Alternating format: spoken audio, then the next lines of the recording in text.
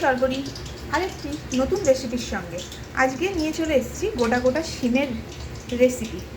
এই শীতকাল পড়ে গেছে, এখন তো দারুণ দারুণ শিম পাওয়া যাচ্ছে, তাই জন্য এই রেসিপিটা কিন্তু না বানালেই নয়।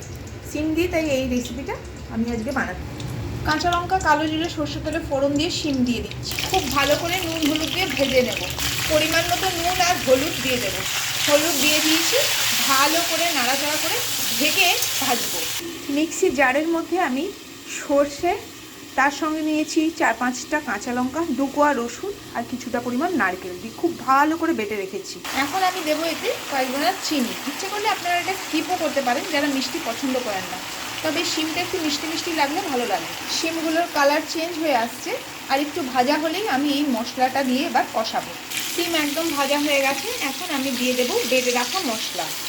এটার সঙ্গে খুব ভালো করে কষিয়ে অল্প জল দেব, আর নামাবার আগে দেব কাঁচা সর্ষের তেল।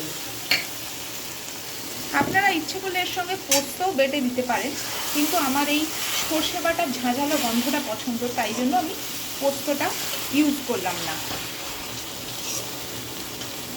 জল দিয়ে কিছুক্ষণ ফুটতে দিয়েছি, একটু মাখা মাখা হয়ে যাবে। এবার নামাবার আগে সর্ষের তেল দেবো এবং গরম গরম ভাতের সঙ্গে সার্ভ করব এই শিম পাতুরি। রেসিপি কেমন লাগলো অবশ্যই জানাবেন। মাখা মাখা হয়ে গেছে শিম পাতুরি আমার একদম।